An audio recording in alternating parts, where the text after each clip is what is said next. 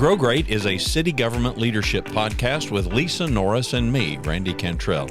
Each week we share insights, experiences, and wisdom to help you and your leadership grow great. Our website is growgreat.com.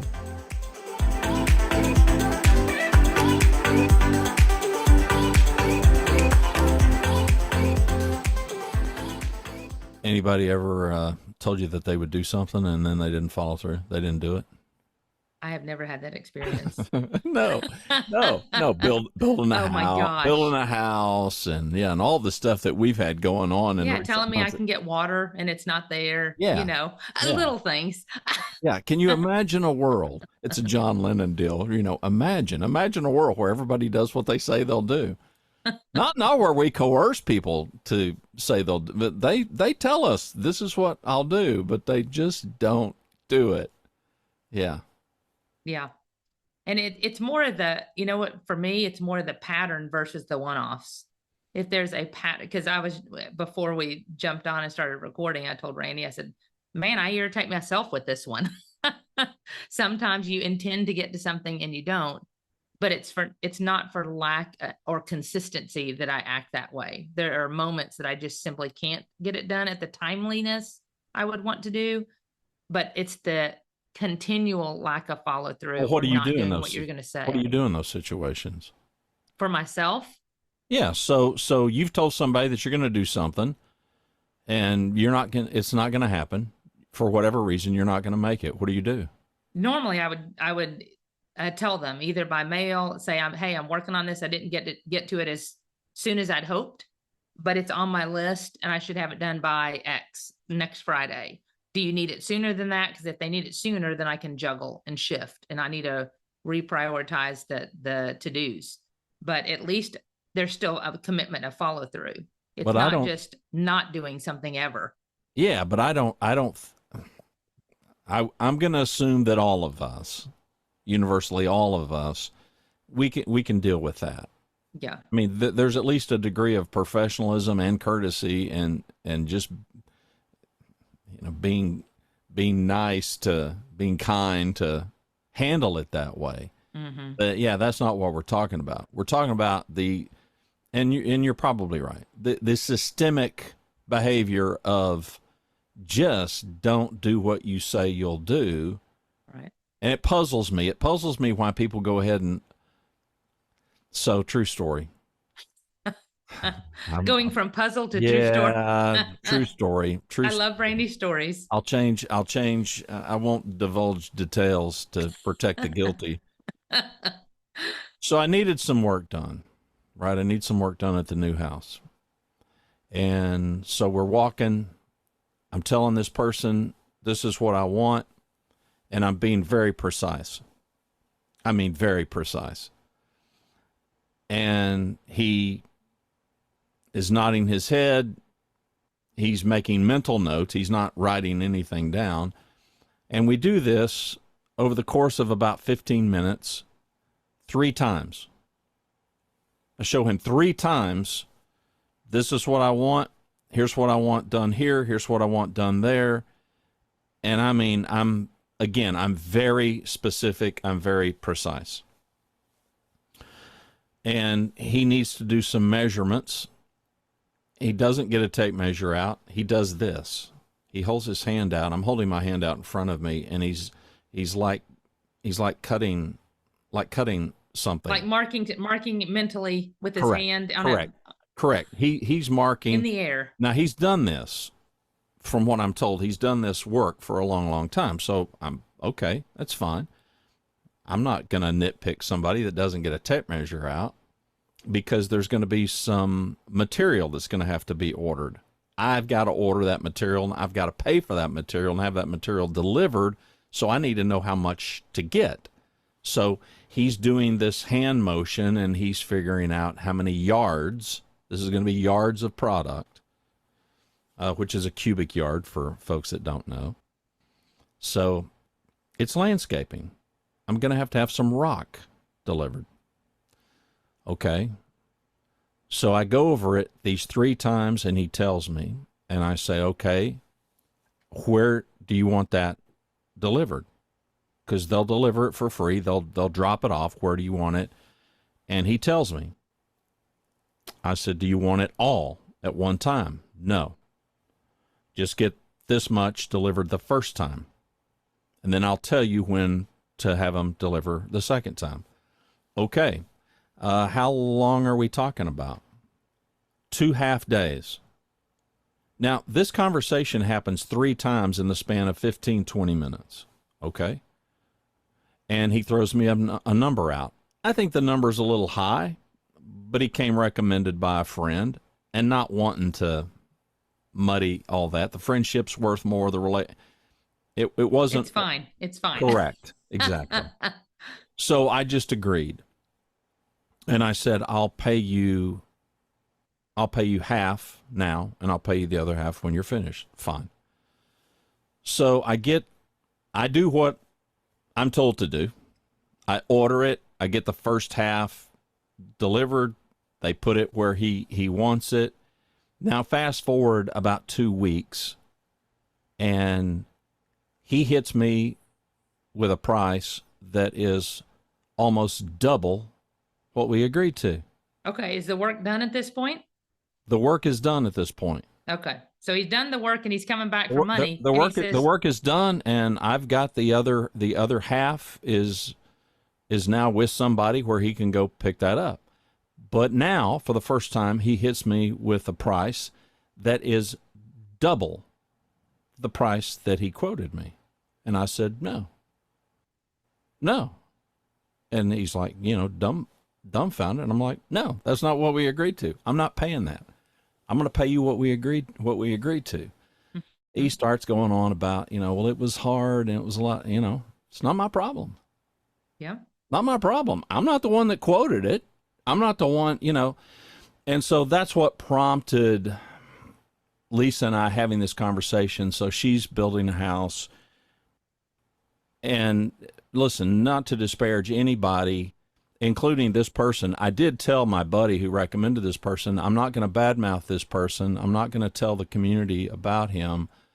But if people around ask, neighbors, and they will, man, who did your yard? I'll tell them, and you should not use him. Mm-hmm. He can't be trusted. He will not do what he says he will do. Mm-hmm. But I'm not going to go on social media and burn somebody to the ground or anything like that. Things happen. I was watching, there's a YouTube channel. Don't ask me why I watch some of the stuff that I watch, because I'm an insomniac. So there's a guy who does lawns, and he's notorious for going up to a house that the yard is just ridiculously out of shape. I've seen this. And he volunteers. Let me do this for you. Let me clean up. And his company, they went out and they started doing a yard, and they got about halfway done only to realize we're at the wrong house. And so they stopped. And the homeowner called, they recorded the call, and they put that on YouTube. A homeowner called and said, you guys showed up, kind of made a mess of my yard, and then just left. I mean, I didn't hire you. He dispatched the crew. They go back out. They finish the guy. They don't charge the guy. They just do the job, because they did half of it already. Yeah. And so instead of leaving it in that shape, they went ahead and did it.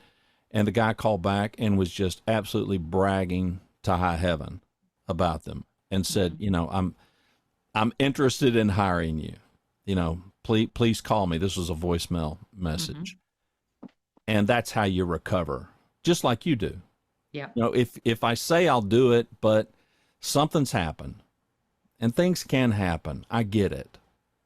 But like my situation, person could have said, listen, I threw a number at you, and here's what I thought it was going to be, but it has turned into something way different than that, which, by the way, that's not true. Mm-hmm. But that could have been the case. That's right.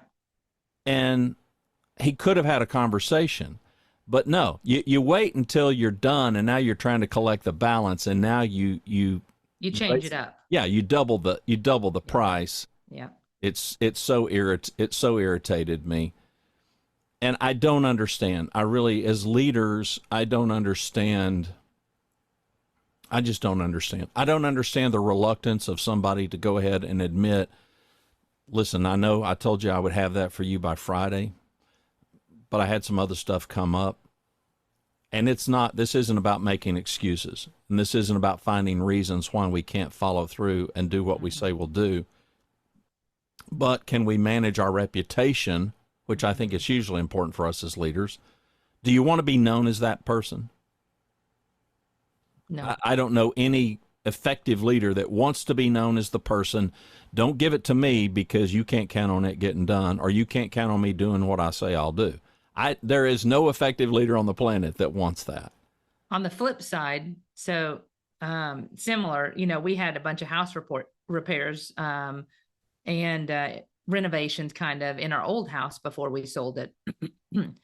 And the opposite story, is that we had to hire, our doors all were catching at the top corner. When you open, how they stick, I call it sticking. Yep. The doors were sticking. That we didn't have a major foundation issue, but the house was a 2-story. It ebbed and flowed as we'd water the yard or when the drought. Yeah, it settled and it would shift a little bit. So the doors were catching, specifically the front door entry and the door from the kitchen to the garage, which is all kind of in the same area of the house, the front end of the house.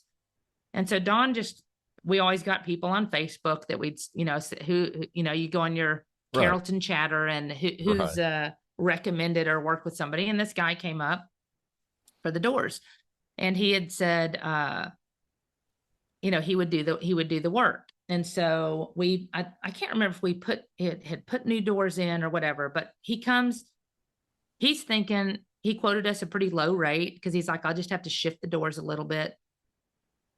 I think he worked on those doors for 5 or 6 hours because there was he found that there wasn't footing, the concrete under the footing wasn't put in. It was just hollow.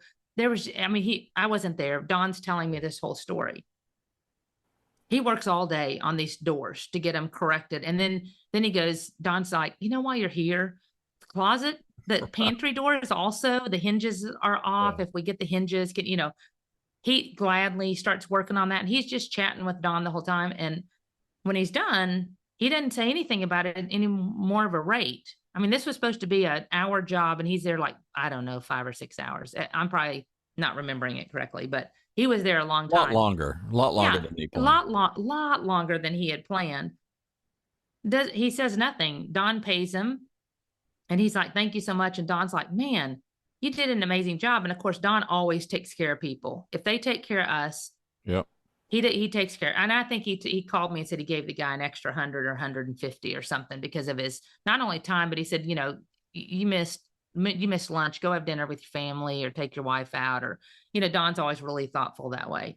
And so that's the flip side, is then Don recommended this guy all over Facebook. He's like, man, if anybody needs doors, Don, this is your guy. Not only did he fix it, but he was like, man, I need to put in. I think Don said I don't remember. He poured footing. He got the thing way beyond. Yeah. He didn't have to do anything. Right. But it was just a matter of the guy took pride in his work. And not only did he do what he said he was going to do, he did more than he said he was going to do to get the job done right. And I think, to me, that's what stands out in our business. And, we have what we call Raving Fans service philosophy. And there's a book by Ken Blanchard called Raving Fan Service. But the whole premise of that is you go 110%. You give the customer more than they expected, not just exceed expectations. You just give them more than they expected. And that testifies to that. And why aren't we all like that?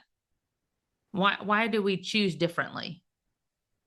And I don't know the answer to that, but I not only want to do a good job, I want you to leave better because of the interaction. We've tried to solve something beyond just what's in front of us, but solving for something long-term. Like how can we not just fill the position that you need?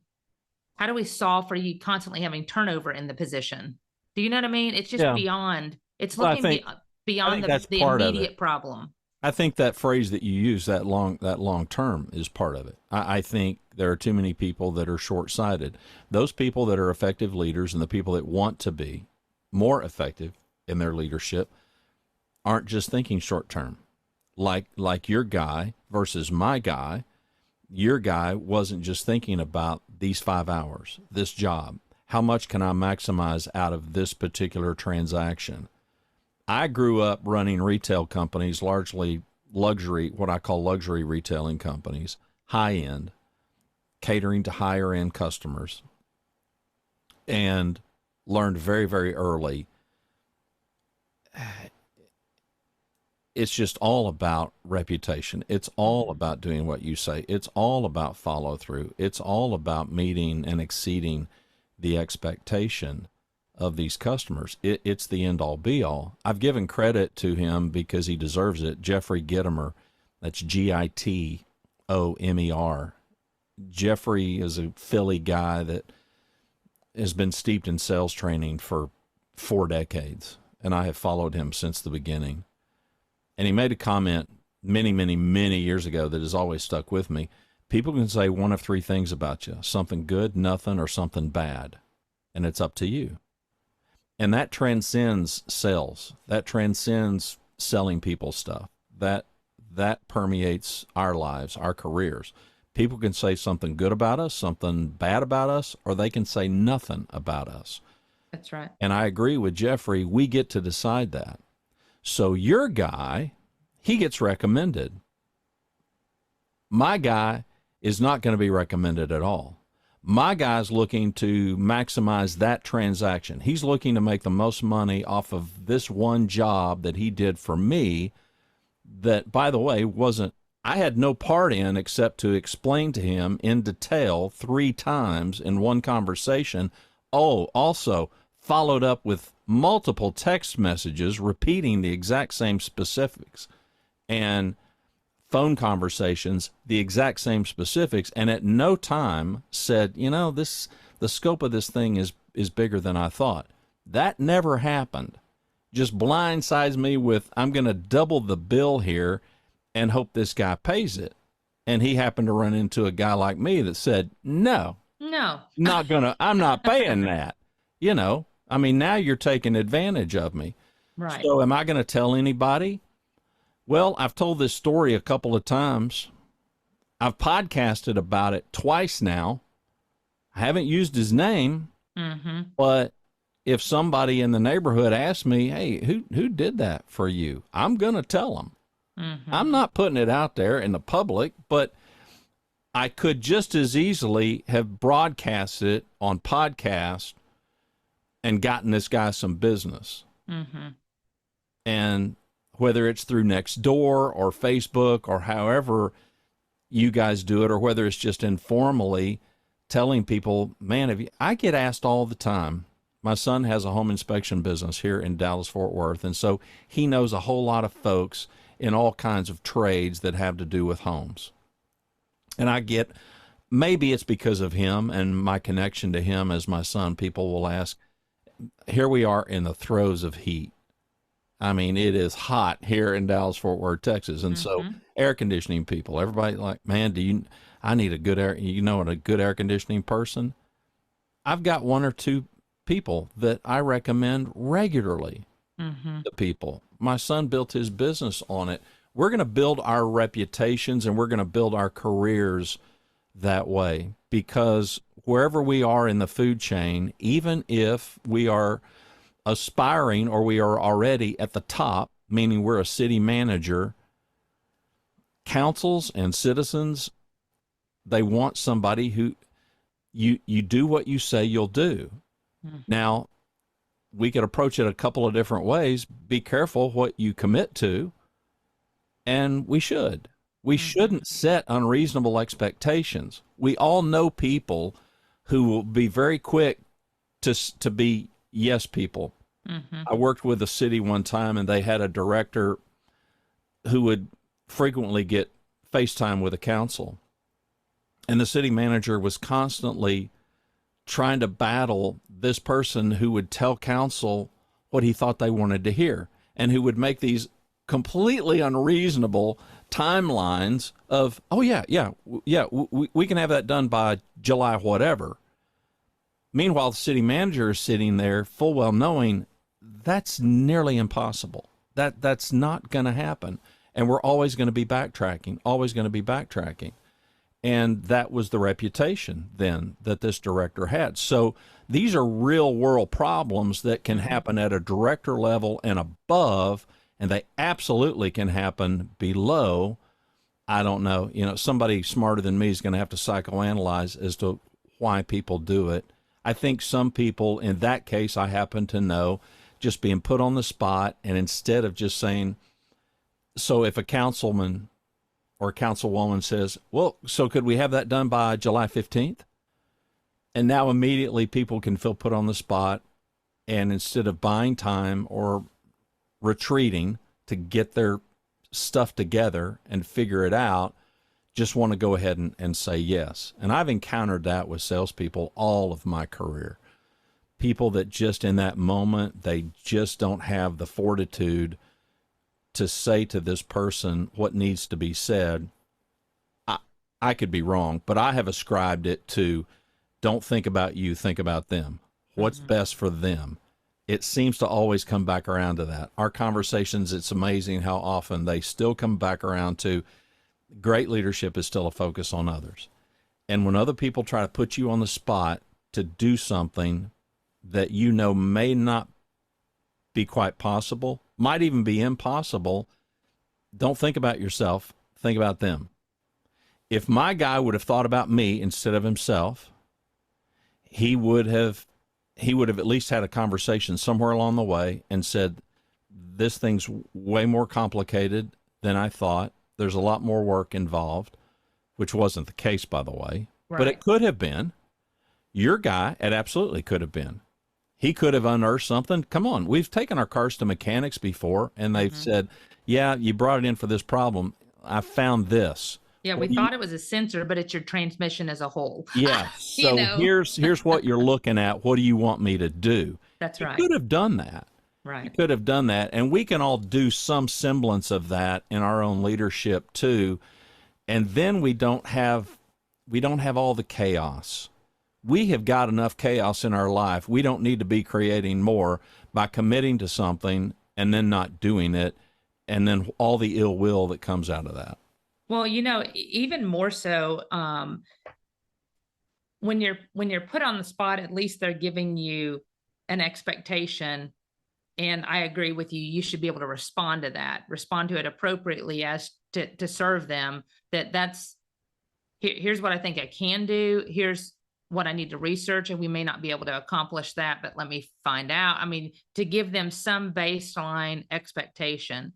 The bigger thing for me becomes the impact of those that don't follow through, that you can't depend on, that say one thing and then they never do it. And you know what I mean? The impact of that, especially in a leadership role, because you can have your employees, your staff that are not following through, and we can correct that behavior. But when a leader does that, I don't know what your experiences, Randy, has been, but what is the team? Do you ever have a high-performing team with a low-performing leader? Never. No, never. So if you are in a leadership role and you are inactive and non-responsive or you don't follow through, trust me that the entire team will start mimicking that.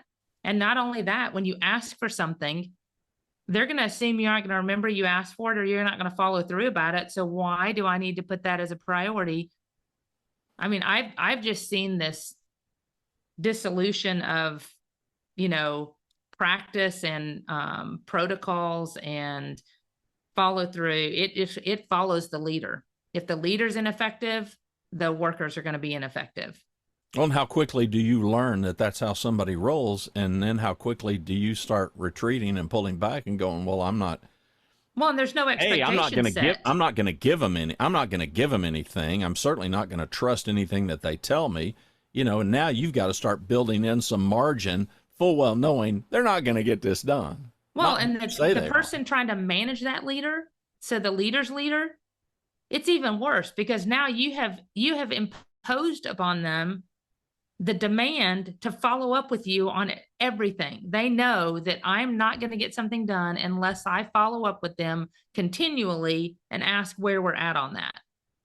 And I can tell you that the typical type that I've seen, again, I'm interested in what you've seen, is I call them the excuse makers. There is always a reason they can't do something, but they never produce anything either. So you're like, right. they have excuses that they can't get it done, but then they're never producing anything, any other things to imply that they truly are busy. It's just a constant. And honestly, the individuals I've dealt with that are like that, they always have excuses for everything. It's not just one thing. There's But isn't it always amazing that the excuses the excuses only come when you confront them.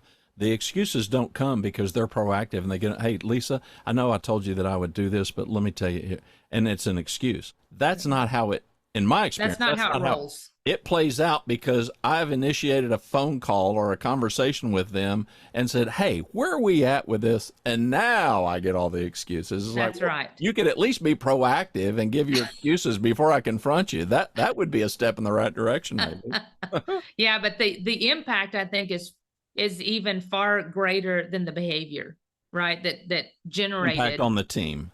That's right. Yeah. The impact on the team, and beyond that, you start, those that are interacting with you or your group, they are doing what?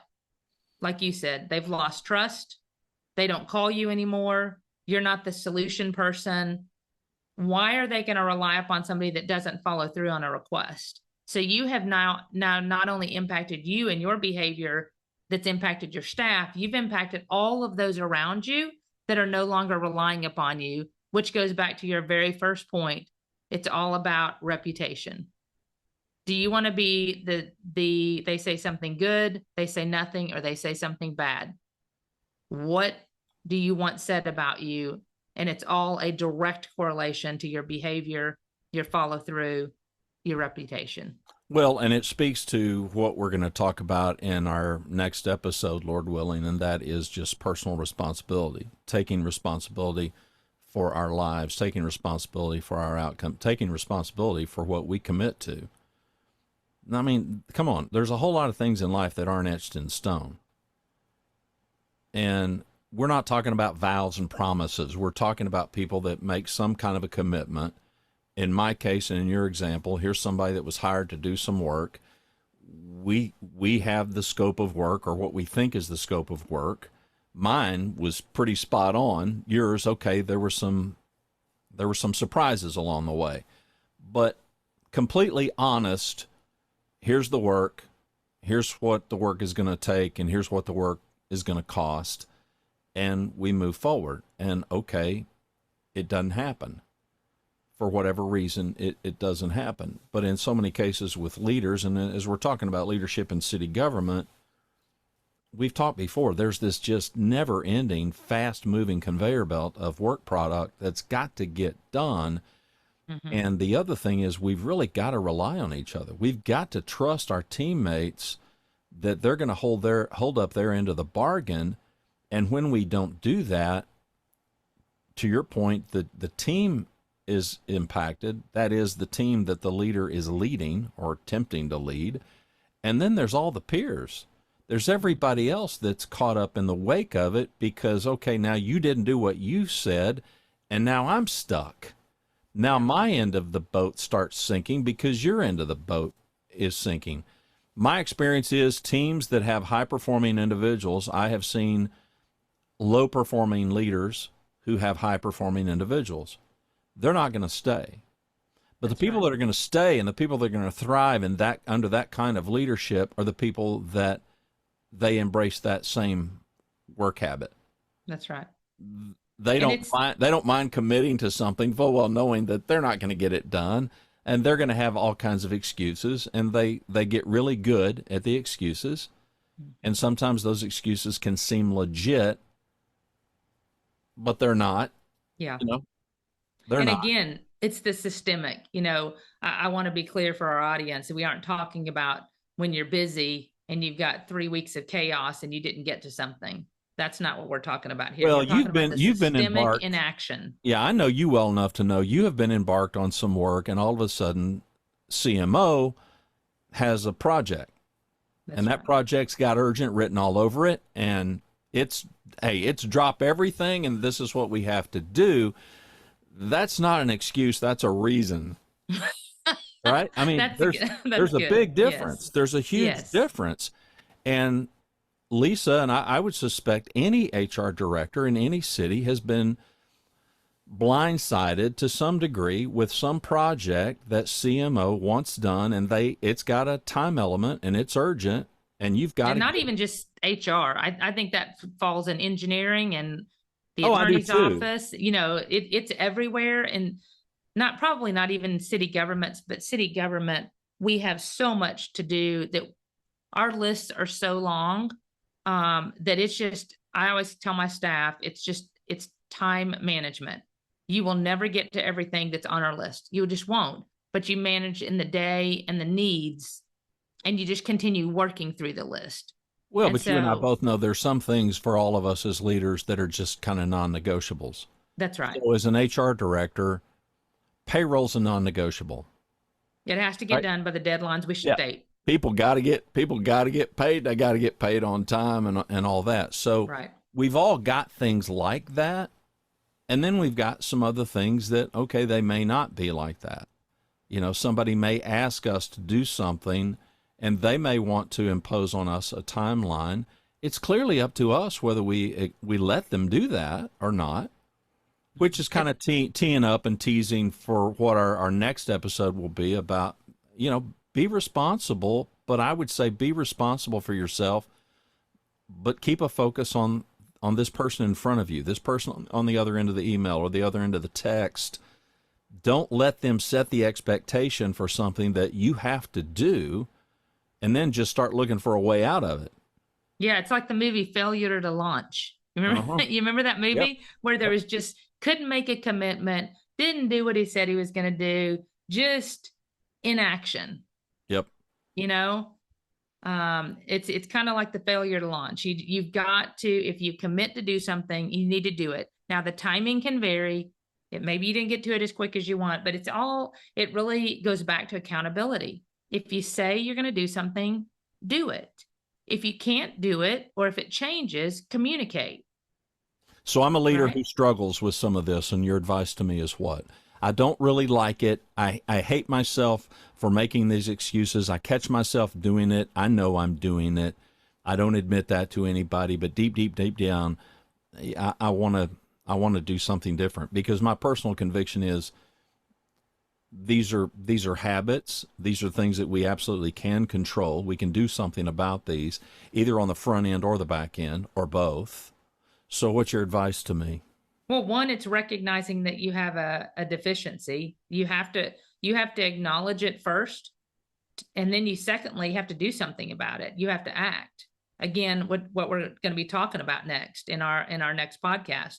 But once you recognize that you are not getting things done that you've committed to get done, or you're not responding when you committed to respond, you have to choose to acknowledge you have that deficiency, and then you have to act upon it to make changes. So you have to be accountable to put things in place so that your behavior can change.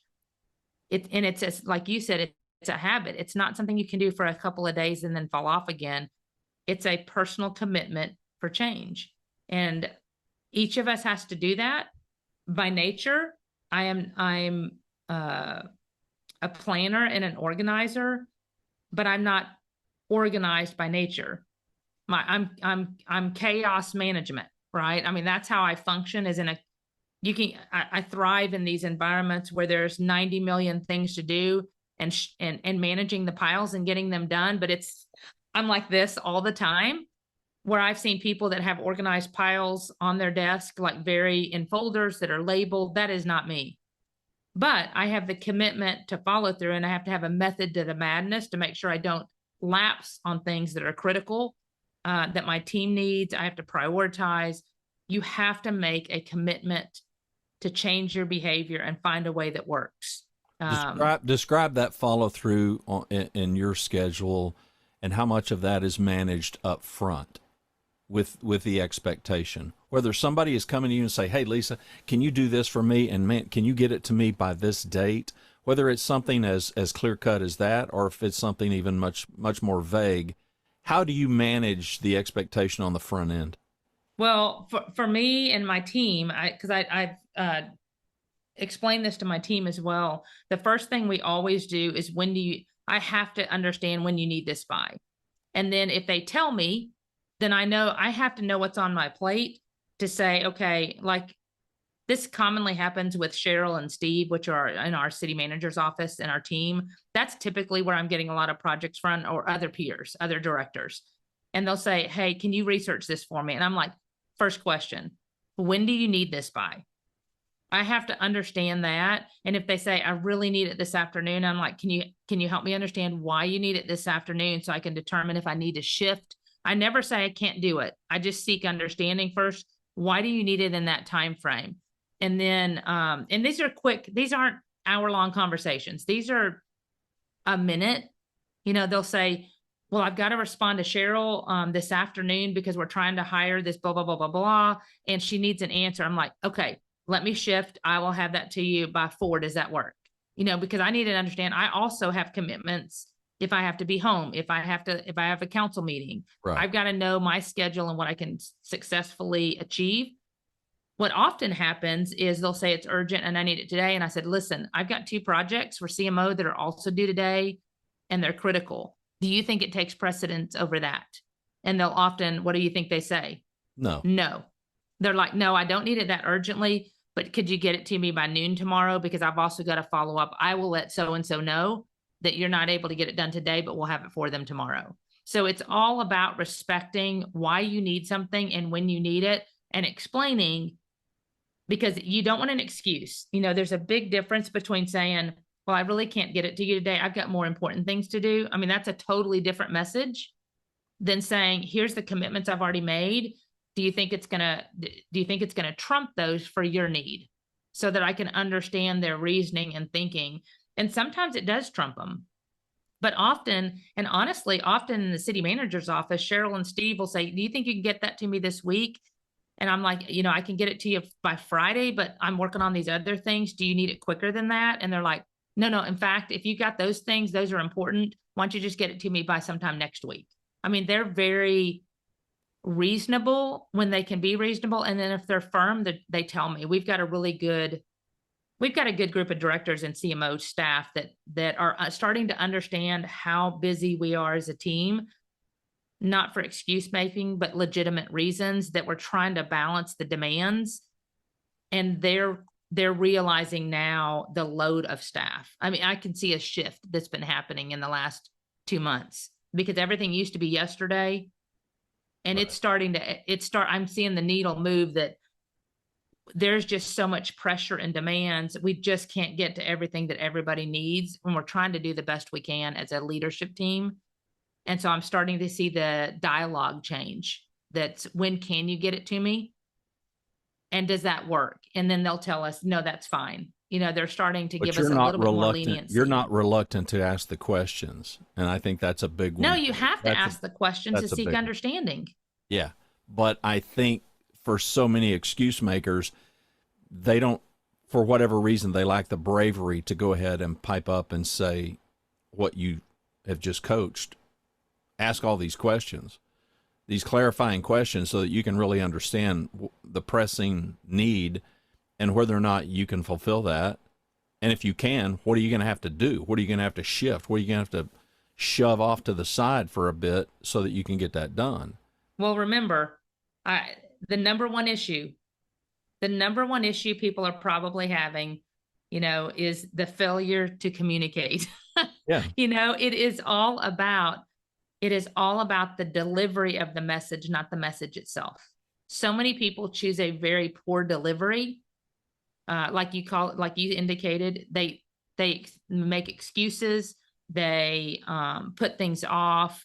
They tell why they can't do something. And I always tell people, I don't want to know why you can't do something. I want to know how you can get it done and by when.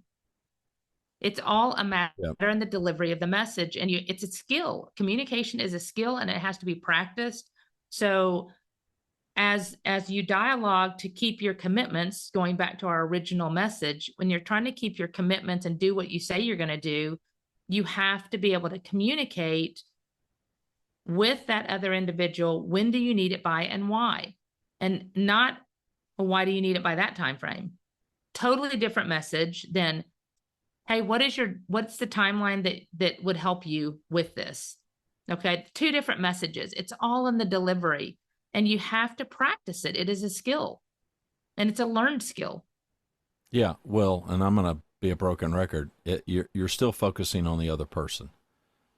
So yeah, it's not focusing on self. Yeah, so the whole intent here is trying to serve this other person, trying to help this other person get them what they need in a way that's effective for them, that may not be exactly what they asked for up front, but part of it is also a negotiation. You're negotiating because you need to negotiate so that you can serve them. And you can achieve it. Yeah, I mean, if you make false promises that you cannot meet, you're not serving anybody, including yourself or your team. You're damaging. You're damaging and creating more damage in the wake of what you've left behind by committing to something you cannot meet. Yep. And I'll also tease, because we're going to end up doing an episode too on questions, because I think so many people, we get in these habits and we don't ask questions. We just provide answers, or we just provide a response. And to your point, we don't ask clarifying questions. We don't get more information so that we can really fully understand. And so I'll go ahead and tease that we're going to do an episode like that. Okay, before we say goodbye, any parting thoughts about all of this? Just as we've talked about, if you're going to make a commitment, follow through on it. Be accountable for what you promised and deliver whatever that was well. Secondly, obviously, you need to know your audience. You need to understand them. This is all about knowing your people, working the personalities at play and understanding how to best serve them, because everybody's different. And then finally, figuring out the why. What do you need and why and by when, so that you can meet those needs and balance load. Beyond that, remember, your people are watching. They are going to mirror your behavior. And so we talk about leadership as serving others. Just your actions alone and how you serve others, they are watching, and they will mimic that behavior. And your team performance will go up because they see that not only you are being accountable to others, but you're being accountable to your team and getting their commitments as well.